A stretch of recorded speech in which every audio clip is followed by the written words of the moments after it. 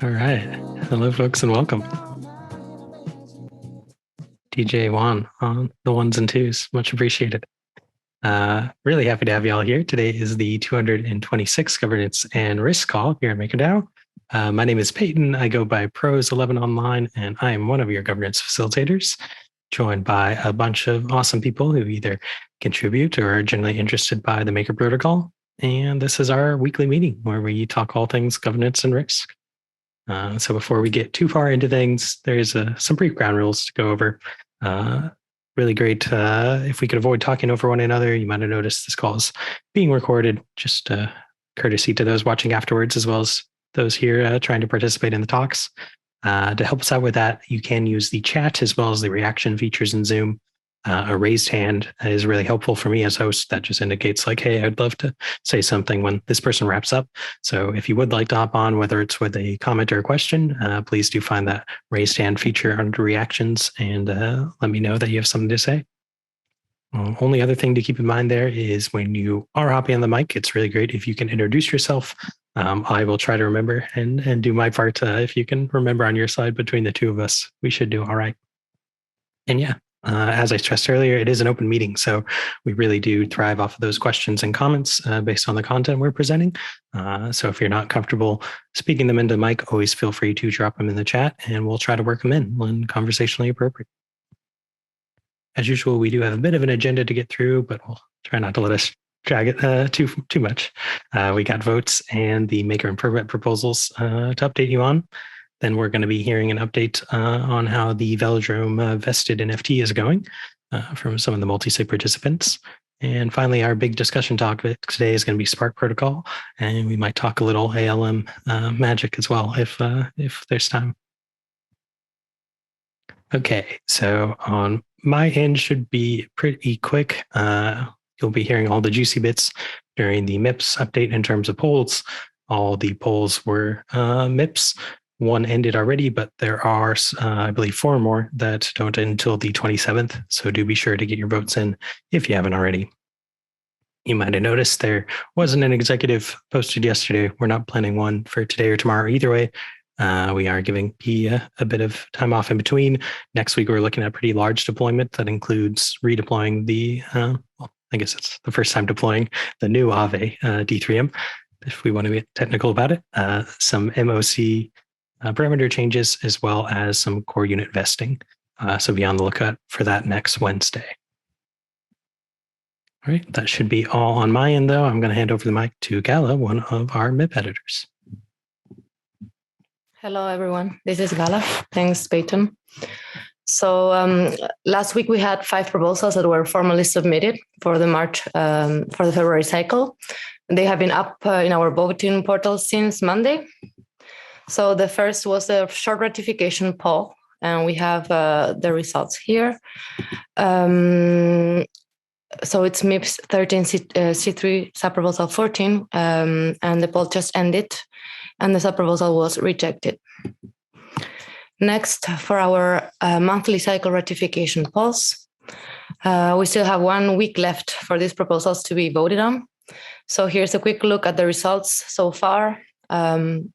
2 proposals are not passing so far, namely MIP 95, which, if approved, it will participate 100 million of loans to MakerDAO's existing real-world master participation trust.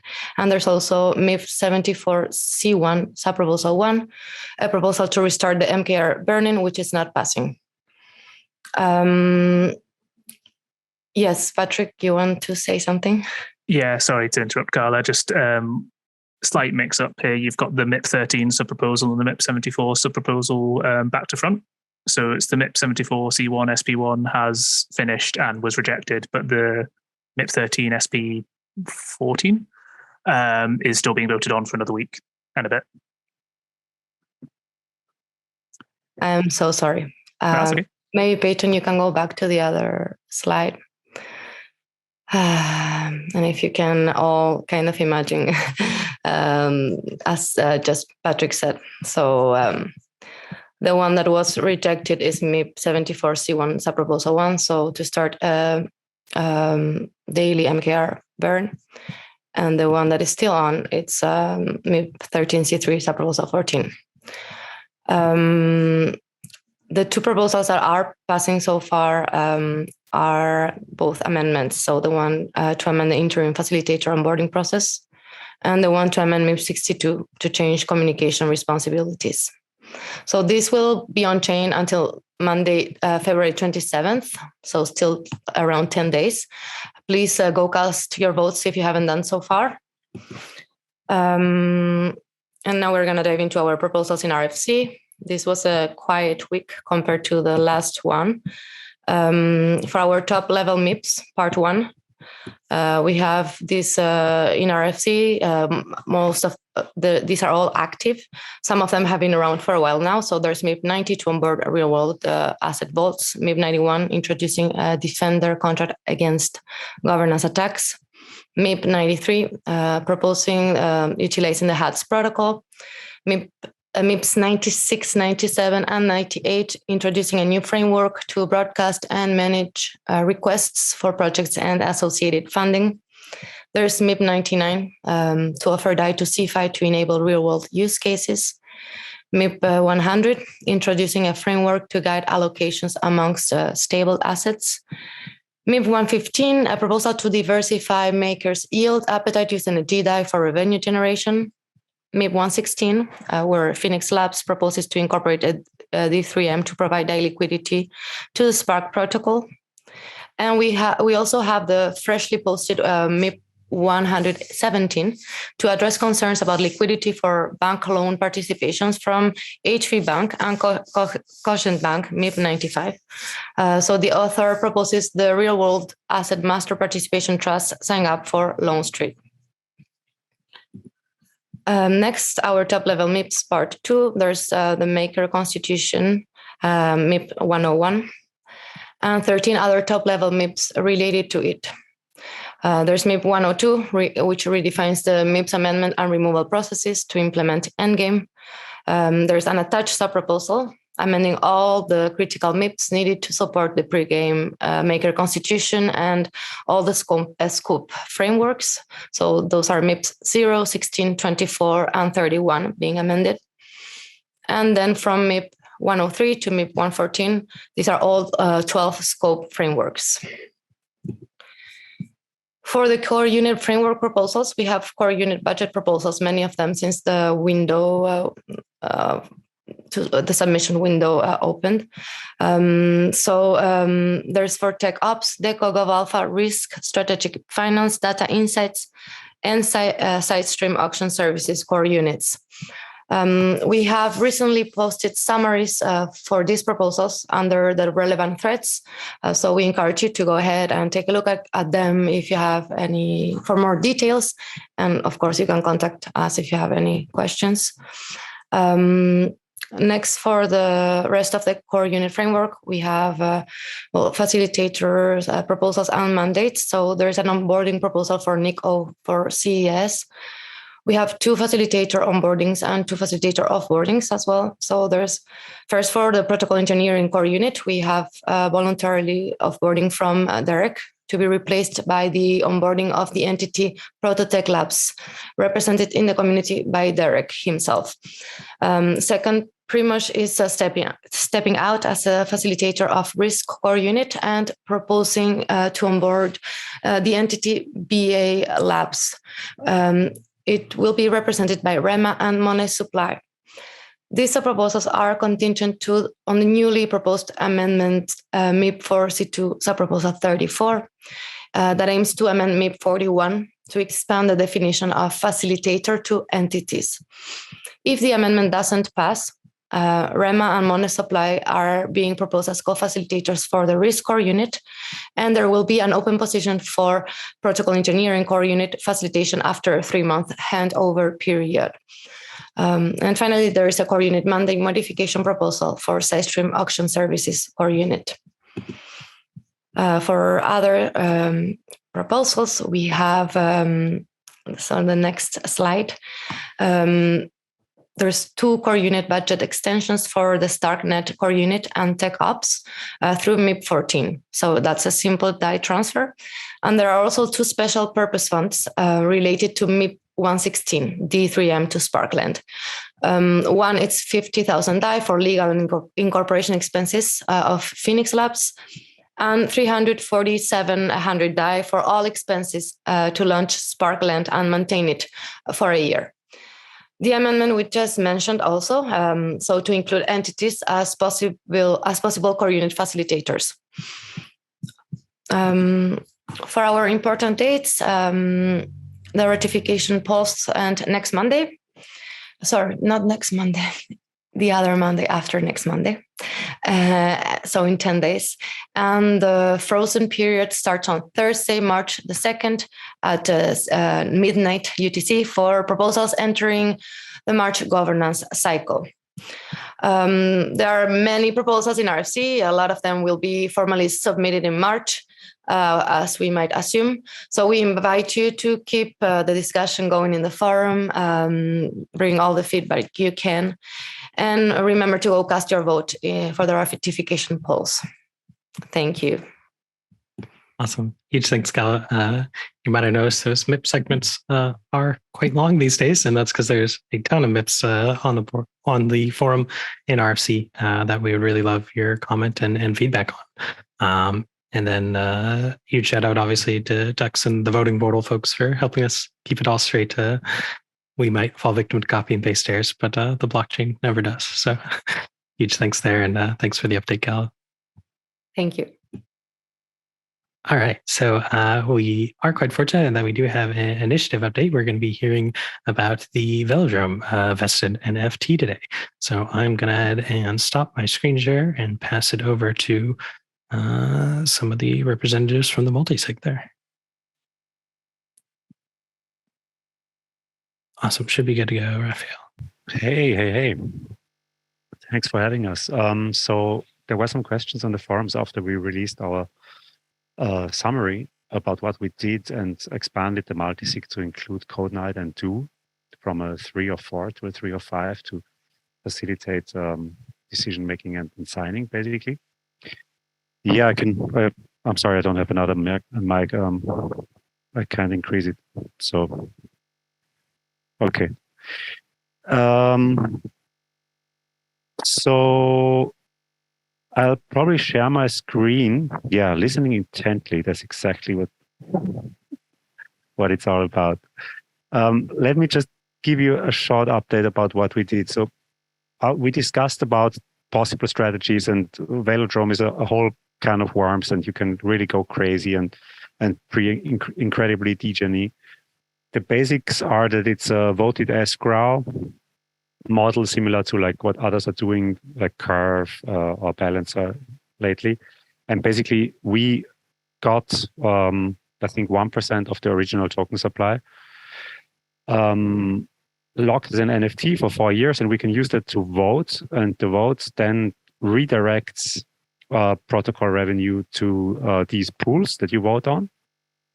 And we then decided to go for a very simple strategy and vote with everything we have on the DAI USDC pool. And there's 2 DAI USDC pools, a variable USDC DAI pool and a stable USDC DAI pool. And we chose the stable one. And then apart from voting, you can also bribe a pool so that people who interact with that pool or provide liquidity gets rewards that you put up. And we decided to bribe the pool with DAI, obviously, because we want to promote DAI on Velodrome and on Optimism. And we used flipside data, shill, to just find out what the TVL in that pool is. And you can see here that shortly after we started bribing and voting for the pool, there was a huge uptick in TVL that then kind of trickled down and now stabilizes at the level of a little bit higher than it was before. So we could see that our actions are somewhat effective. But if we wanted to really make a difference here in a continued fashion, then we would have to bribe with more money, basically more money than we have, right? And the good news is that Velodrome matches our bribes with optimism, and we are getting part of this optimism airdropped every week, every epoch. And this is already from January. By now, our multisig controls $2,200 worth of assets, usually in DAI, that we then always use to bribe the USDC DAI pool. The bribing process is relatively straightforward. Every Wednesday, we collect our rewards and swap them to DAI. And then we bribe the pool. And every week, we get a little bit of Velodrome, like Velo tokens, as a result of our activity. And we lock that so our voting rights increase with the issuance of token in at least some regard. I think that's basically it. Did I forget anything, Shupi? No, I think that's pretty much it. So the way I understand it is you bribe for Velo voters to support the pool, and this attracts liquidity providers. So it's a two-step way of encouraging people to increase liquidity. Yeah, double bribe, basically. Yeah, and the op matching basically works that Velodrome, they probably have some kind of agreement with Optimism. So for every $3 we put in as bribes, they feed another $1 in op token as bribes into it. And right now we basically have 1/3 of all Velo tokens supporting this pool. So we get back 1/3 of the total amount of bribes posted onto the pool.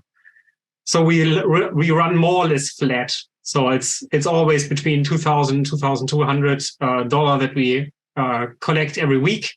And remember, this all came from zero. So it's not that the protocol invested anything. So the only thing that we got was basically the airdrop as an NFT, which we use for voting. And the rest is basically coming out of fees from the pool and from bribes from the pool that we collect.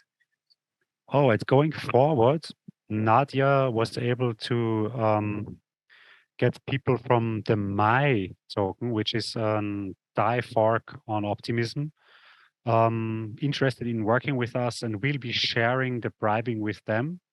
And Shupi did the math, and it should turn out that we earn a little bit more than we do today, and maybe that further increases the demand for DAI on Velodrome. Yeah, I'm actually not too optimistic that this is going really to increase the amount of liquidity, which is our primary goal. We want to increase liquidity on Velodrome, but at least reward-wise, what we get out every week is pretty much the same. It's even, according to my math, at least, it's going to be pretty similar, or even a bit more than what we get out right now. We think it's worth a shot. With the dashboards that Flipside can provide, we can pretty much see. I mean, it's not going to have an immediate effect, but I don't know, over a couple of weeks, we might see if this is going to have an effect on the DAI liquidity side or not.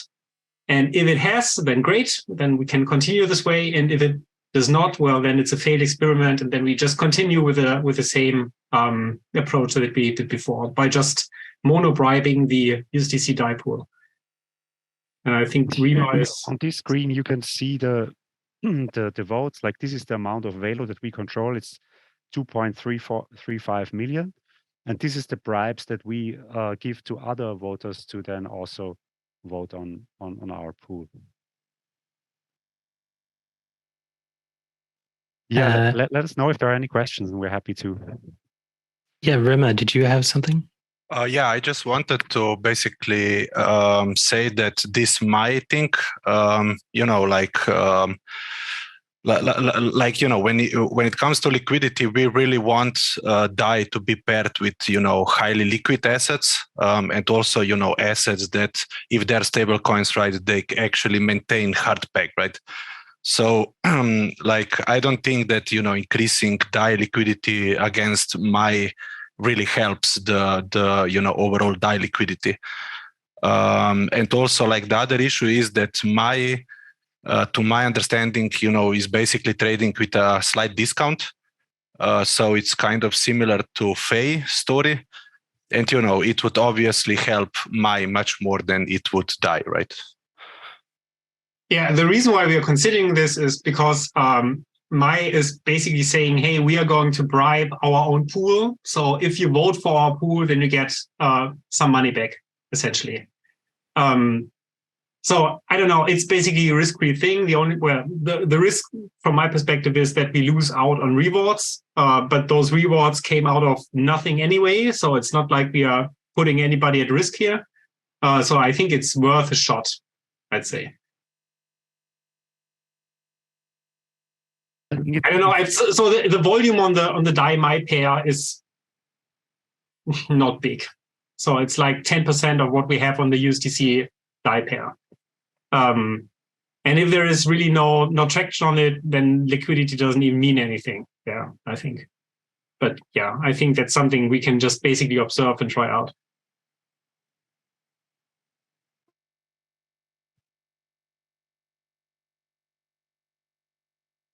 I did have a question. I was curious what the overall DAI on optimism charges look like.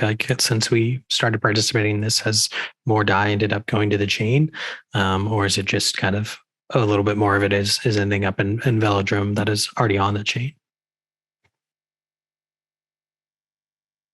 Unfortunately, I can't answer that question.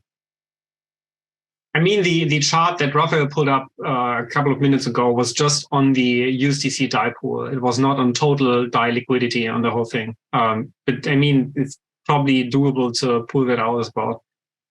Yeah, we can definitely look at DAI on optimism and how they changed historically.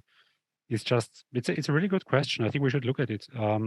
We didn't until now. Like, this is just the pool's TVL basically, but I don't know if this alone would affect DAI on optimism, like people bridging DAI to optimism just to participate in the pool. Would be definitely worth looking into.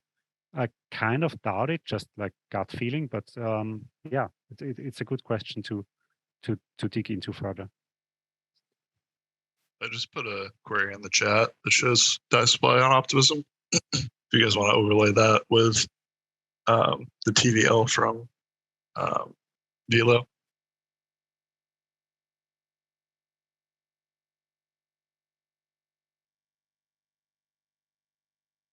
Sorry, I think I didn't catch all of it. Overlay the overall DAI of on optimism with the one on Velo. If people want to see the impact of Velodrome on overall optimism supply, yeah, you could basically pull the data from this query and combine it with the query of data from Velo DAI. Yeah, good idea. I mean, you can directly see that the vast amount of DAI on optimism is not on Velo, right? So Velo is for sure not having a huge impact on the total supply optimism.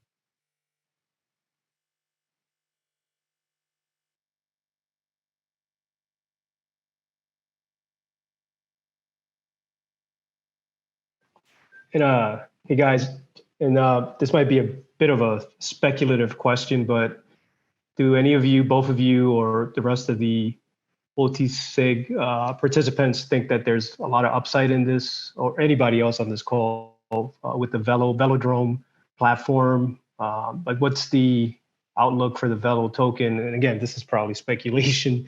And one question I have for the end user experience, because apologies, I've been meaning to personally to use this and I haven't. Do you have to claim these things on every Wednesday? Like, how does that work for the end user experience? If you can kind of walk me through that. And also for you guys, do you guys have to be on it like every Wednesday? And what happens if you miss that Wednesday? So one thing that we definitely miss out if we just stop doing that is that there seems to be some kind of inflation on the Velodrome token, which you can basically suppress individually by participating in the system. So what we probably would need for MKR token holders as well, if you just don't care, then you get diluted. So there's the same mechanism in Velodrome as well. So if we don't relock and vote, then actually our share diminishes over time, which is just airdropped. So you can totally say, what do we care? But yeah, we got that airdrop, and that's basically just an opportunity for us, to help on our own goals of increasing liquidity. It's probably not the same as, I don't know, if we would have our own optimism airdrop that Nadia was mentioning in the chat. So that would probably have a bigger impact than the bribe matching that we right now get from Velodrome directly. But it's the first step, I'd say. So, I mean, from the end user perspective, Velodrome is just another source of liquidity where they can basically swap their, I don't know, USDC to DAI. So it's just one more route to go. But the weekly chores that we do not really impact the end user experience. The only thing that we do is basically encourage people to basically provide liquidity into those pools. I don't know if that's helping on the question, Frank. I was just going to add in there should be that, like, realistically too, what that does by doing the bribes every week, right? That makes it so other people might be more likely to vote for our pair as well each week, where bribes are tied each week. So that's not something you could set and forget either. Yeah, I'd also just add that I put a link in the chat if you guys want to see, top TVL for protocols on Optimism, and Velodrome is, far and away the number one TVL protocol, which is actually kind of surprising. It's got 210 million TVL compared to other competitors like Curve at 91 million, Uniswap at 58 million. So it seems like it's doing well. It's done pretty well over the past 6 weeks if you look at the chart. I'm not sure exactly what's driving that, but it's pretty interesting nonetheless.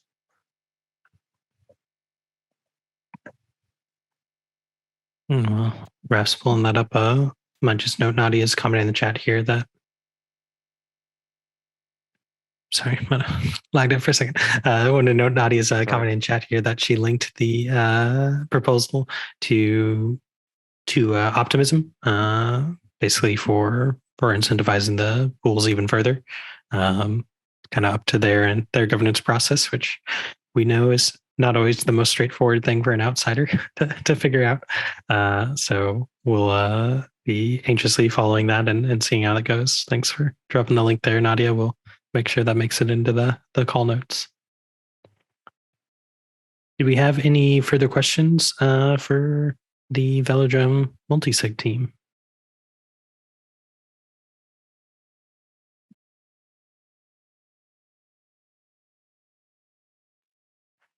Any last thoughts, guys? Was there if people care to lobby you about a different strategy? Where should they let you know about it?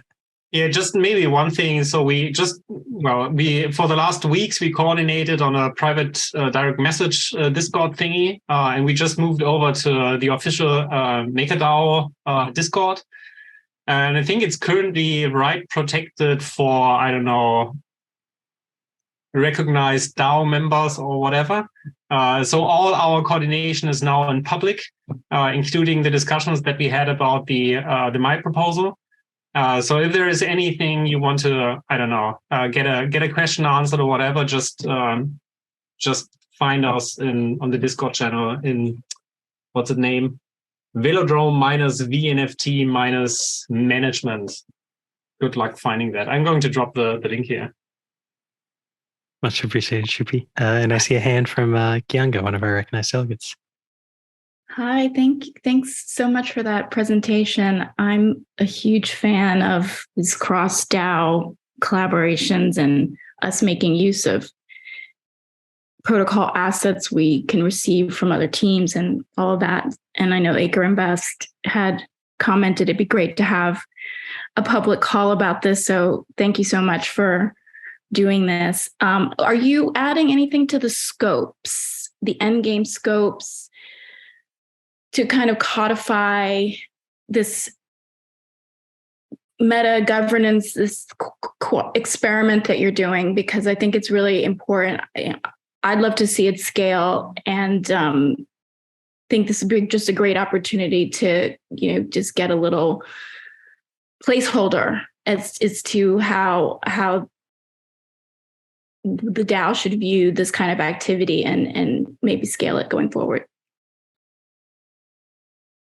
I know it's no secret that Raphael is participating there pretty actively. I personally, as Shupi, I do not do that, if that helps.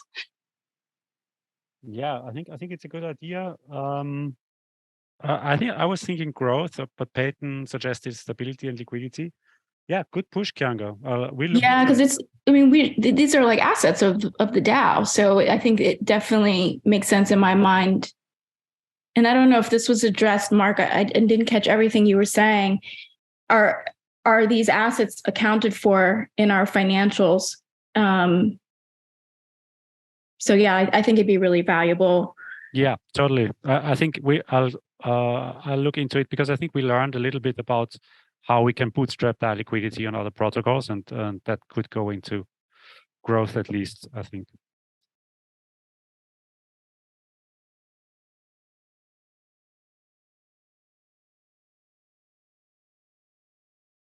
One last call for any further questions or comments, but we really appreciate you guys making the time and coming on the call today. And we did get a response from Mark there that some of our other assets are noted, but the Velo, veNFT is not. And I don't know, correct me if I'm wrong, Mark, but also my understanding is due to the vested nature, the like cash value right now of those tokens is actually quite small. It's like only if you were to assume the same price for when it fully vests that you could have like a actual. I mean, this is never happening, right? So every week, what we do is we relock the token for another 4 years. So only if we stop doing that, then 4 years later, then we actually can pull out the Velo equivalent from the NFT. But right now, it's not possible because we relock every week for another 4 years.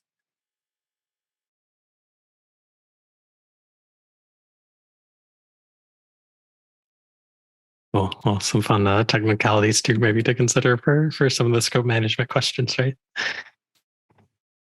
Fun. Okay.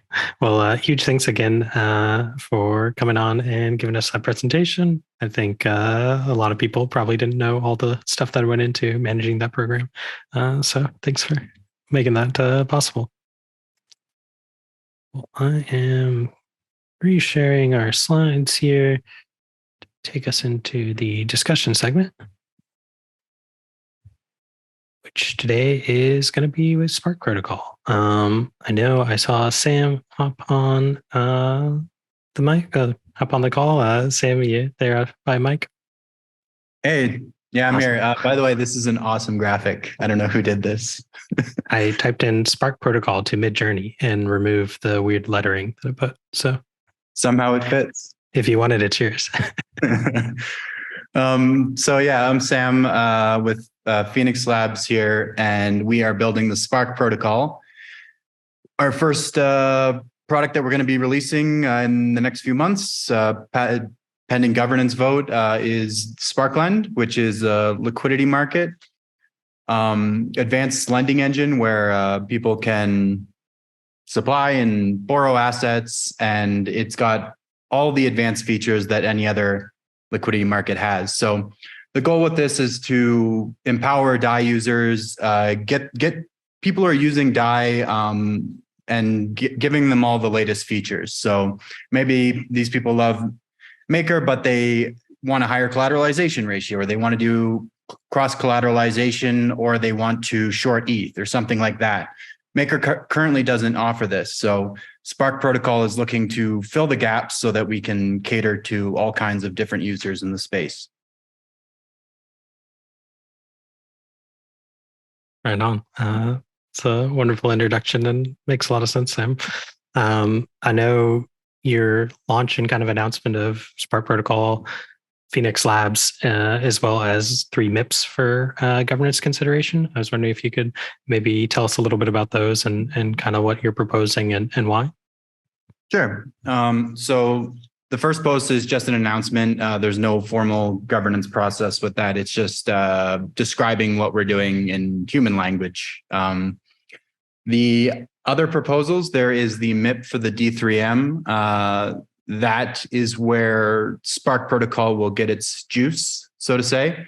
If we were to just deploy any other lending market, it doesn't really stand out. So where it gets its power is from the liquidity provided by Maker. So Spark Protocol is a protocol entirely owned by Maker Core. It is being built by Phoenix Labs, but Phoenix Labs does not own that. So we are building it for the MakerDAO.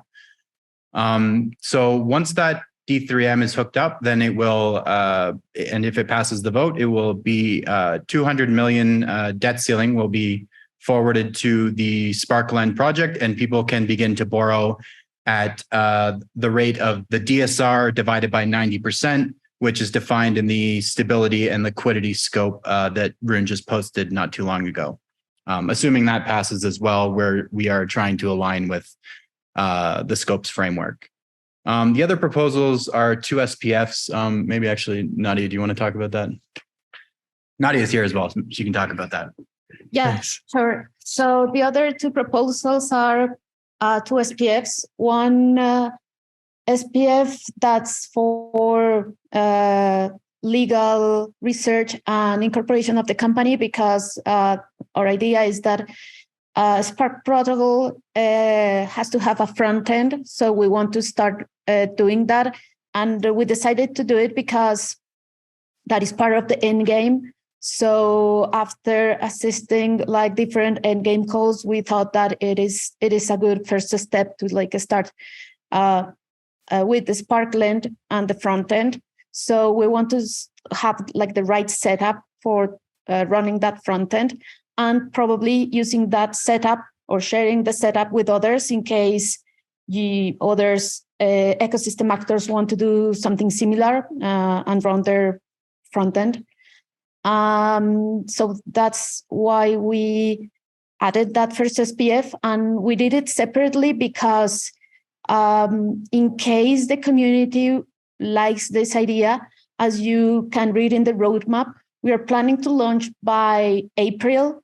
So to be able to launch the product by April and have the front end and all that, we will need to start the legal research and the incorporation of the company structure as soon as possible. And that is why we separated the SPF for the legal structure.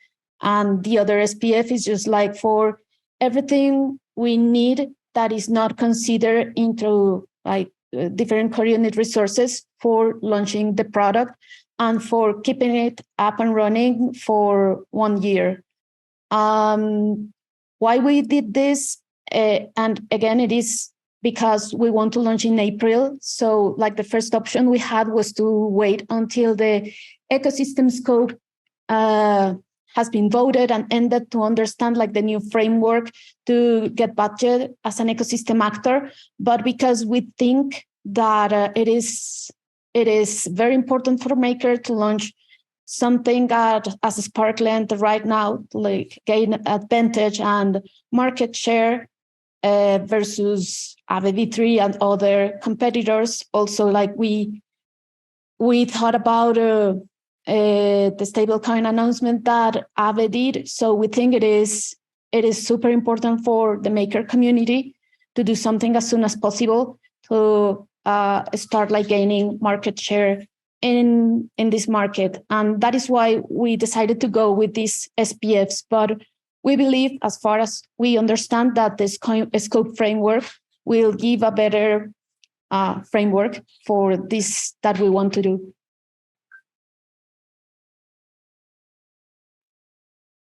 Awesome. Thanks so much for that. noticing some questions in chat here. Might put a pin in one of those. There was one other aspect I wanted to bring about and maybe get some clarity on. Some people might have saw Derek's post earlier today, depending on what time zone you're in. Basically saying, looking to ask the community for MKR holder approval, basically of using some PE resources for some of the Spark protocol stuff.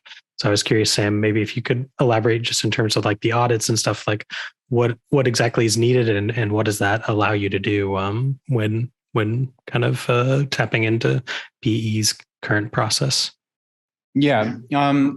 So there are a few things that we need technical resources on. It's not a whole lot.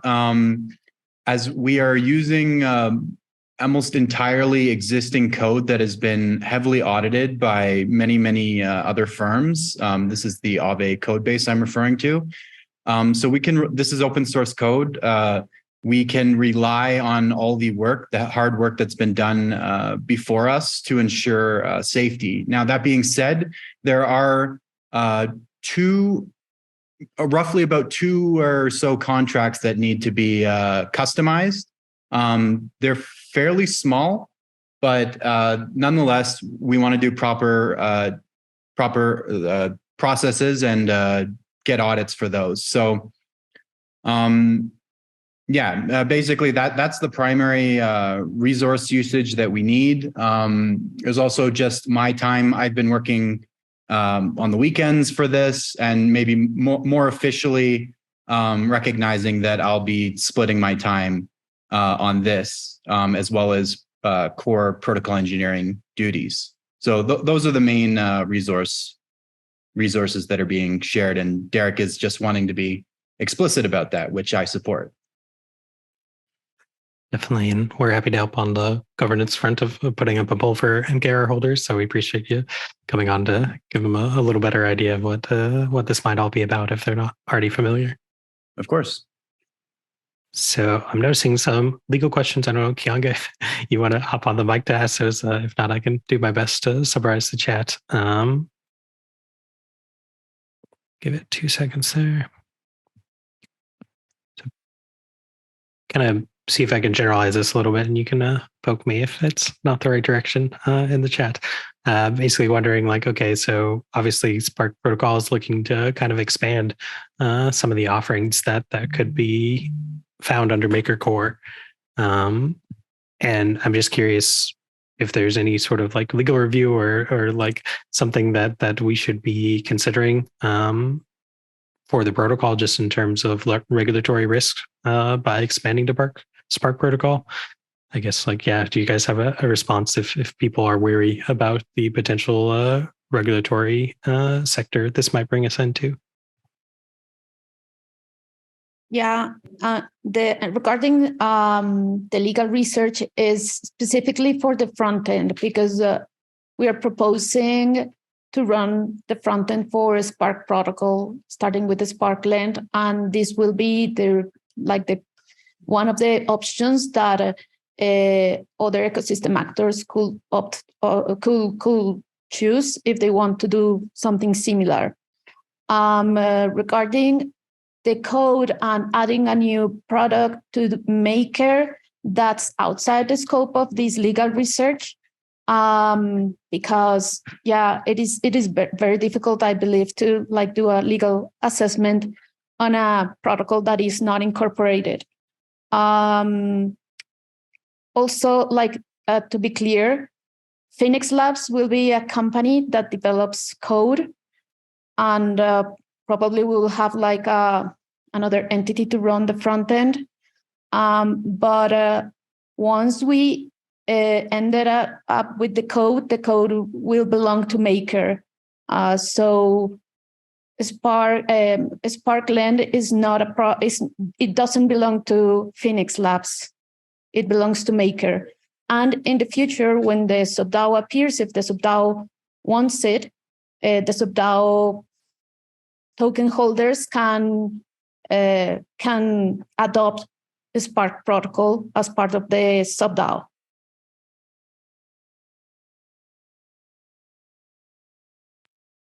Thanks, Nadia. I don't know, Patrick, if you wanted to hop on the mic to ask your question.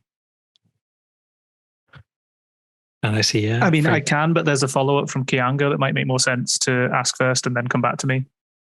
Yes, Kianga, exactly that. And that is why we're asking for this initial SPF, because we, of course, want to protect Maker, and we need to know like what will be like the best way to run that front end. Again, the front end is part of the end game, so we are just like trying to collaborate by starting doing a research on that end. I guess what I found concerning is that, it's a very sensitive time, right? From a regulatory perspective. So something quite baked was announced and has been picked up as something MakerDAO is doing. And so, my initial question is just, was there that consideration and analysis done at any level to inform, how you decided to language the work, how you decided to structure it?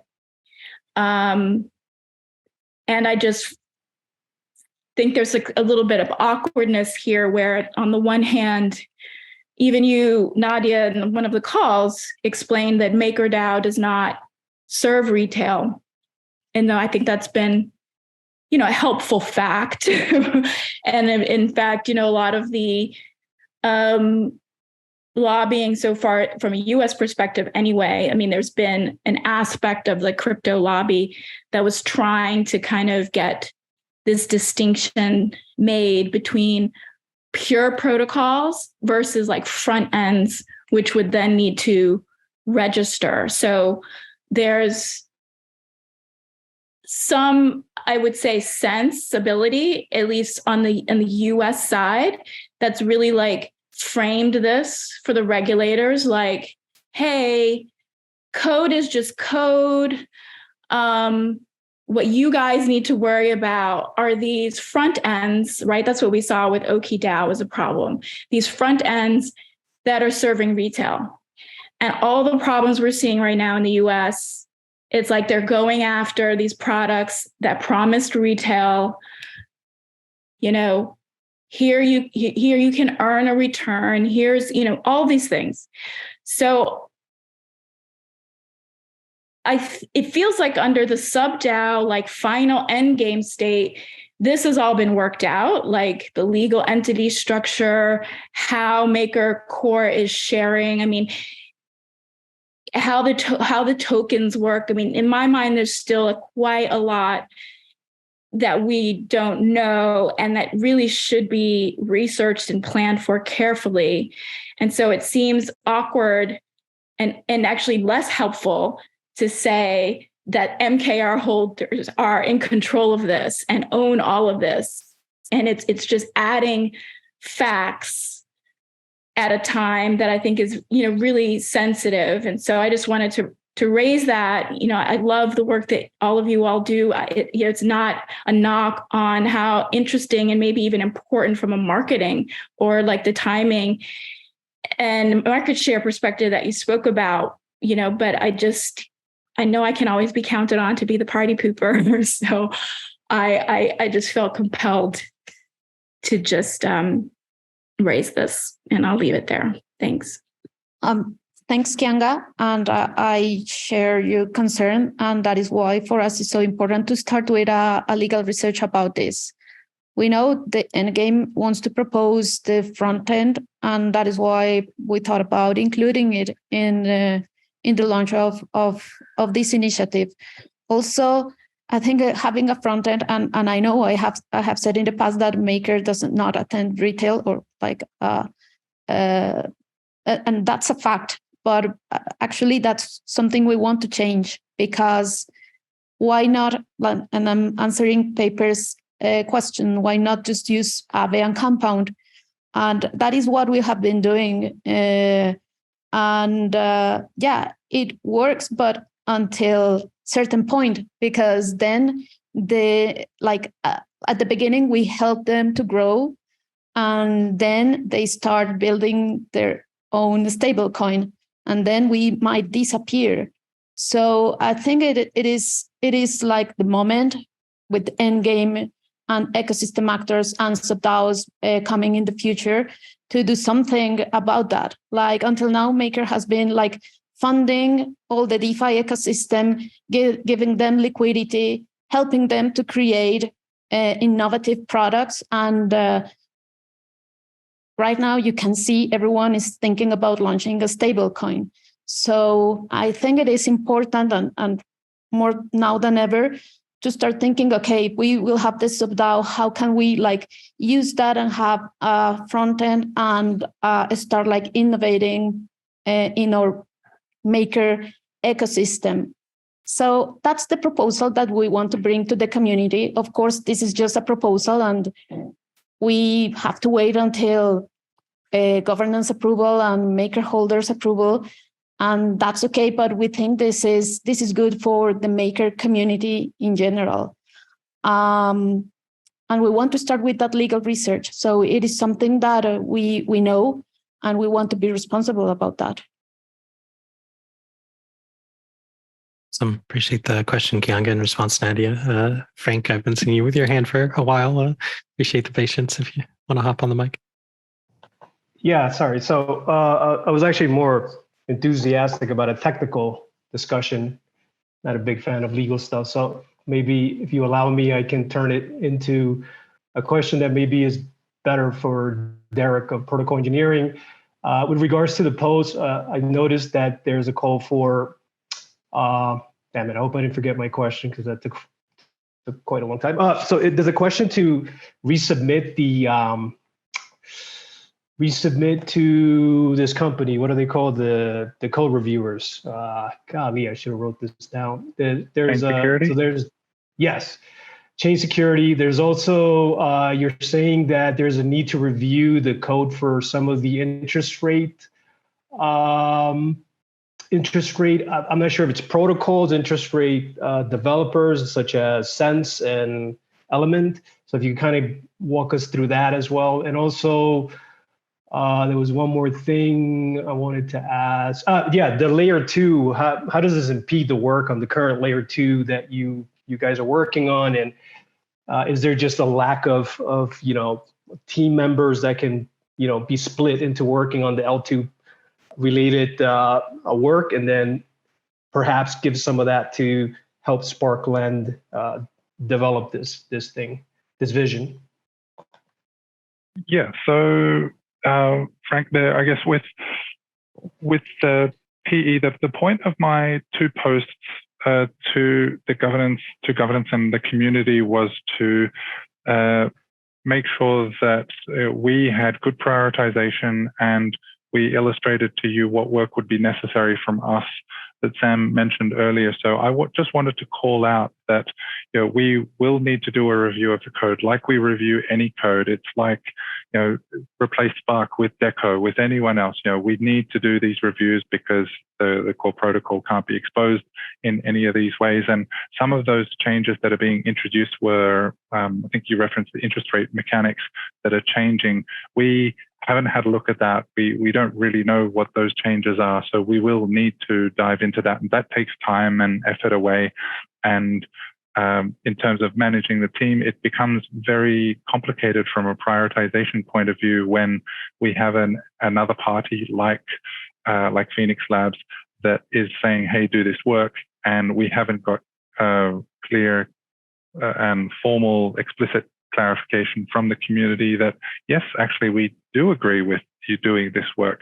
And we've had this come up in the past, when we have collateral onboardings that come around and we say, well, we're not working on this yet because it's not our mandate to work on things that governance doesn't say or doesn't indicate we should be working on. So we need to be, as a team, we want to be very clear about that separation between us and other entities, Spark or these Phoenix Labs and Sparkland initiatives are not PE. There's a explicit difference here between what PE is and what these other endgame initiatives may be, and we just want to be clear from the community about the work that we're putting towards it, or not, as it may be.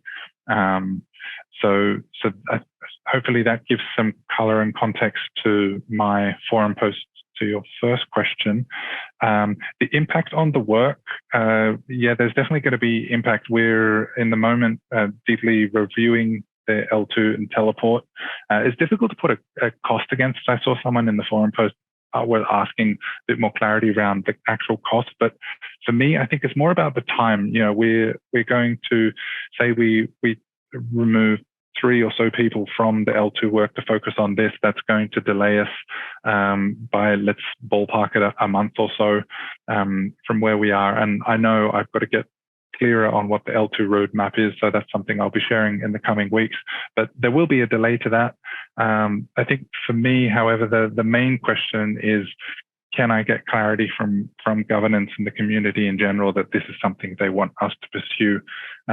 Because it's not a PE initiative, and I want that to be clear so that people can give a steer on that. Does that help answer some of your questions, Frank? And sorry if I missed a couple in there. Yeah, no, for sure. It does help a lot. And do you envision, and this might be, this could just be your opinion, of course, but do you envision once MakerDAO rolls out into layer 2s and there's cross-chain interaction between one L2 and another L2, right? That a lot of these sub-DAOs that roll out, right? Let's say there's a competitor to Sparklen in the year 2024, 2025, what have you. Do you envision a role that protocol engineering, protecting the core, is always going to need to do these kind of steps where they're going to, reach out to change security? They're going to have to review the code for ABC protocol that wants to use the D3M in a different fashion as opposed to Sparklen. In your opinion, do you think this is the path forward for protecting, which I understand is protecting the core, right? And I really appreciate what protocol engineering does when it comes to that. Or do you think there will be leeway, 5-10 years from now, where there will be sub-DAOs competing against each other and kind of creating their own Sparklen, for lack of a better word? Yeah, so I think there's always got to be some entity. I'm not going to say it's PE or what the new entity will be, but as part of the end game, I think you are going to have, whether it's governance security, whether it's the protocol engineering councils or other tribunals, those entities must be in place to represent Maker. And there's a difference between whether they're ecosystem actors or sub-DAOs that will be doing work and requesting work, putting forward requests for RFCs, requests for work. So someone will have to represent that coordination element between ensuring that audits are done, because we know people are going to try and shoehorn work in. They're going to try to take the easy path. They're going to try to hack things because it's quick. We want to get to market. That's all business, right? That's nothing wrong with that. But there do have to be checks and balances in place. I think GovAlpha are going to play a main role in that, with some element on the engineering side. And I think in the current picture, that seems to be looking like these councils, whether it's governance security or protocol engineering council, that will be the gates to ensuring that what is brought and connected, integrated to the protocol is safe and secure. Got it. Thank you. Appreciate it.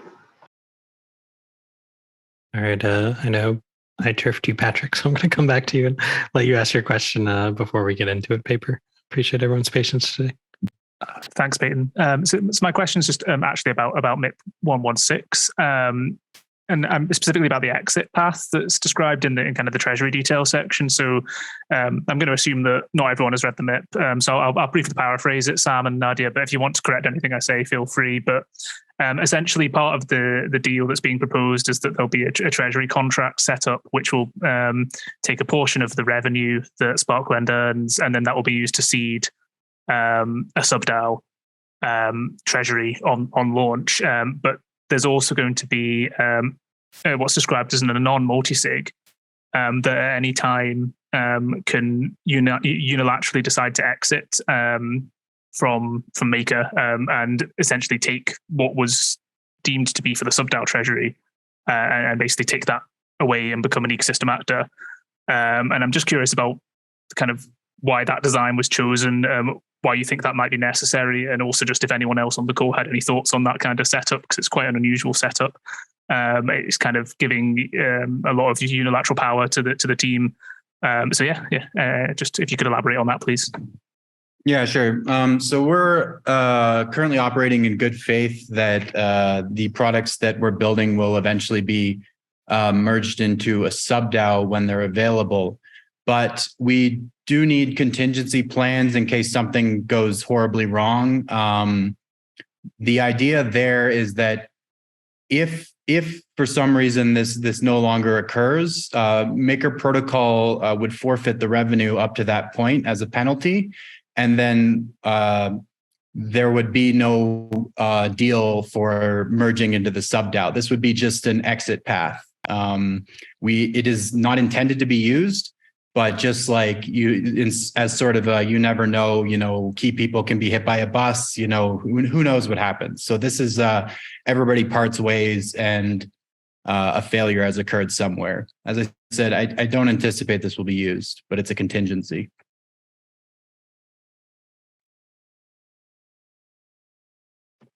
And I guess then just, why should it be anonymous then? So if everyone's acting in good faith, it just seems strange to have an anonymous multisig with the power to remove the treasury. Yeah, well, I mean, this anonymous multisig will exit or will trigger irreversible action that the product is forfeit. Yeah, I mean, whether it's a non, I don't get what the issue is with it being a non. Well, my issue is that, you're asking Maker to basically allow a group of anons in control of a multisig to remove treasury funds that were deemed for a sub-DAO. So, it would seem strange to allow a group of anons that power.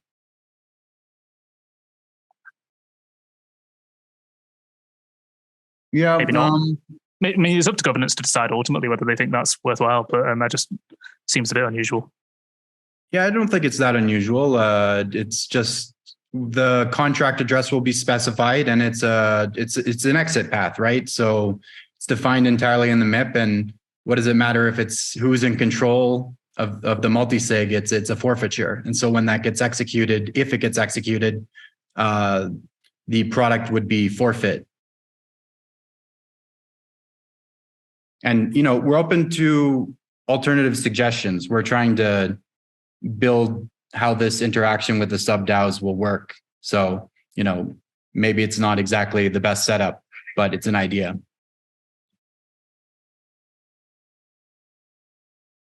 Appreciate the questions. I'm going to try to keep it moving along and maybe go to Paper, who's been waiting with his hand up. Yeah, just thank you for your comments in the chat clarifying that the pause proxy would be the owner of these smart contracts. So if Maker governance is still the owner of these smart contracts, what is the sub-DAO doing? Like, does this need to be a sub-DAO proposal or just an independent standalone proposal? Or I'm just trying to see how it fits in here. Yeah, I think that gets more into endgame questions in general. So we're just following the path laid out as best as we can. We don't define the endgame.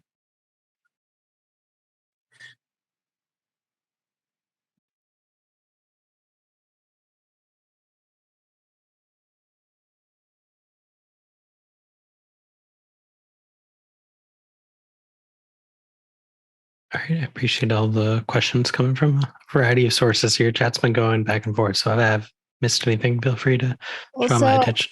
I want to add something else, because we know that by the time this is voted, we're also voting for the scopes. We decided to post it because in that way we can just give an example of what the ecosystem scope could include to incubate not just Phoenix Labs, but other ecosystem actors that want to become into a creator sub-DAO. So our intention here is to give inspiration to everyone who is writing the ecosystem scope and all other scopes that are thinking about the best framework for decentralized collateral and liquidity and stability. So this is just a proposal, and as everything in Maker, you guys, please go there, give us feedback. And I'm pretty sure that the idea is to take all this and put it into the scopes. So that is our initial intention with all this, to start a conversation with a real and concrete example. I think one of the best comments that we have received is that this is the clearest way to explain why the end game. So I think it is much better for all of us to start thinking about frameworks if we have a concrete use case for all of this.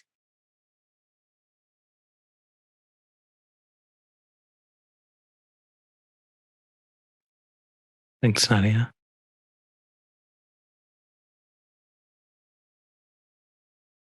So seeing some questions then in terms of the exit clause. How do these funds build up? These are only revenues from any Spark DAO or Spark Protocol earnings? Yep. So the primary source of revenue will be the DAI borrows, but there will be revenues coming in from the reserve amounts on the other assets. So if I recall correctly, I think the ETH market has a 15% reserve, so that 15% goes to the protocol. So all of that will go into the treasury. So it will just start building up reserves in all of the assets. And the DAI market, after the performance modifier, vast majority of the revenue will go to Maker Core as per the stability and liquidity scope. The rate of cost of capital to ecosystem actors is set at the DSR divided by 90% for strategic collateral. So we will be paying Maker that for all outstanding DAI borrows.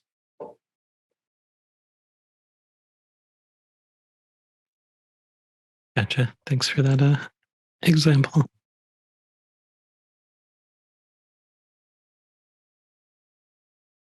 All right, I'm seeing a decent amount of back and forth, but not necessarily any direct questions. I do want to be mindful of our busy calendar this week. So if you do have other comments or questions for Spark Protocol, I'd encourage you to get those out there now so we can get them into the call notes and start wrapping up.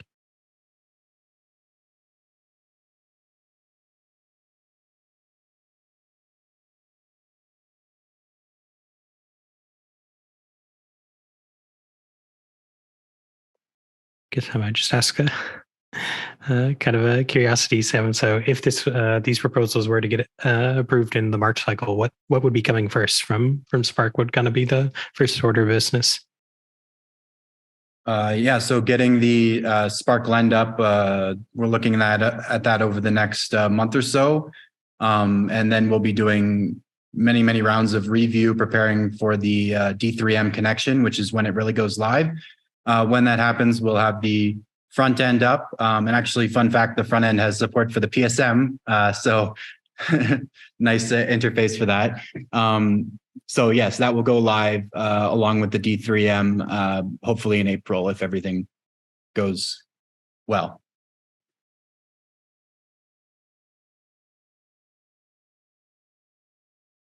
Excellent.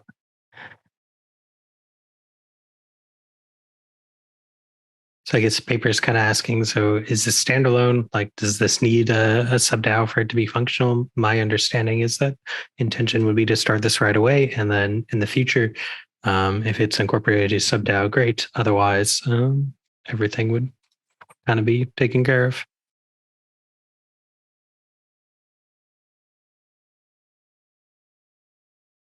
Assumingly, this is all open source code and we'll be using it as part of our system. So Maker would in many cases still have the assets. Yeah, that's a good point. So yeah, we're building a lot of the pipeline for others to use the tooling that we develop. So we hope it'll establish a very competitive and robust sub-DAO ecosystem. To answer the paper, we think this is something that Maker needs, but because of the end game vision, we don't think this fits on like inside Maker core. It has to be outside, like real world assets and everything that is not for the stability of DAI.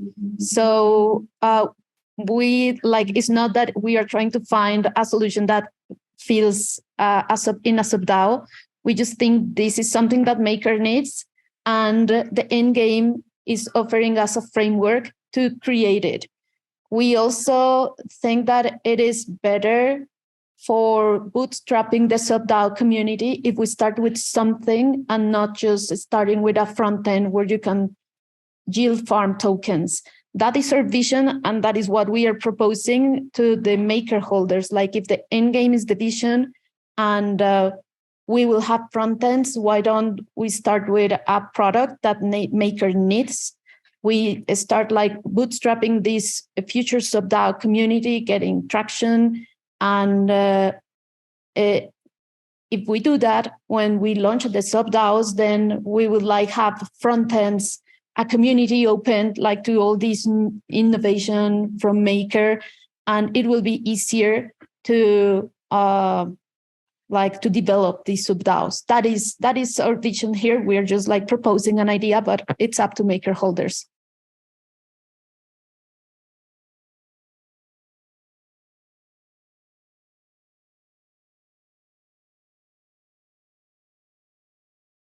Chat's kind of popping off. Did anyone want to bring some of those thoughts onto the mic?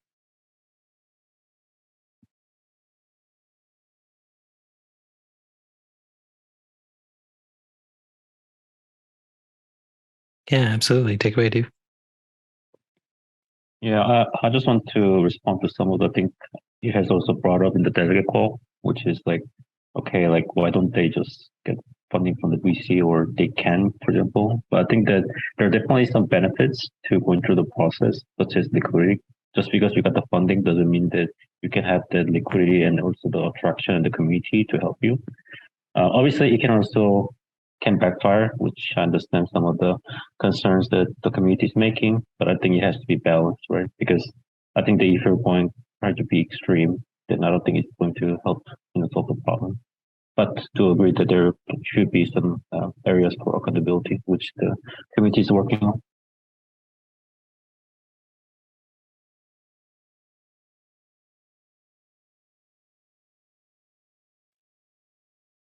Appreciate those thoughts.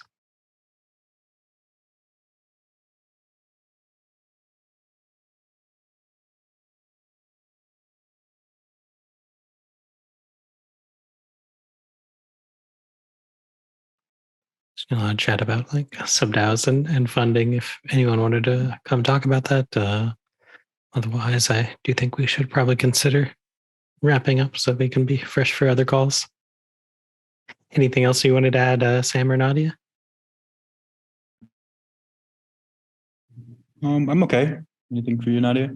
No, I'm okay. I'm like to add something to Miguel's comment. I think like this is open, like everyone can present a proposal, but right now it's difficult because nothing like the framework doesn't exist. So we are helping on creating the framework.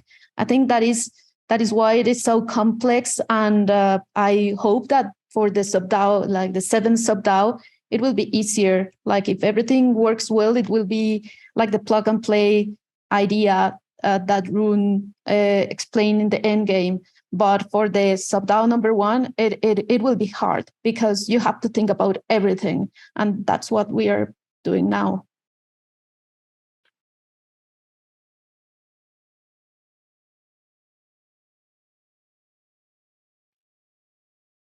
Awesome. Well, thank you so much for making the time to talk to us about this. As we stated, there are 3 proposals currently in RFC, so do be sure to check those out on the forum, along with, I think, somewhere in the neighborhood of 47 other proposals that are currently in RFC. So would really appreciate comments early and often during this cycle. We expect it to be a pretty busy time for submissions in the March cycle with lots of changes. So the quicker we can get people's opinions and start debating and finding the consensus path forward, the better. But huge thanks to everyone who was a part of this call.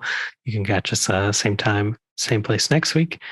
And we'll catch you on the forums and in chat otherwise. Thanks, everybody.